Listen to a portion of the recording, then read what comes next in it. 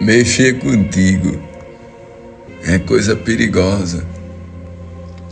Mexa com um bando de leão, coloque a mão na loca da traíra, pule no rio cheio de piranha, cutuque a abelha italiana com vara curta, mas não mexa contigo, porque mexer contigo é mesmo que colocar o dedo no olho de Deus.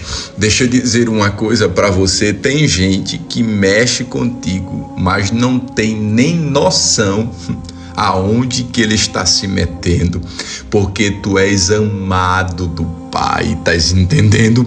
Tu és amado de Deus. Ei, e você não precisa usar a tua força, não, você não precisa fazer nada, apenas deixe que Deus vai resolver essa situação por você. E tu entendeu, tu é inteligente.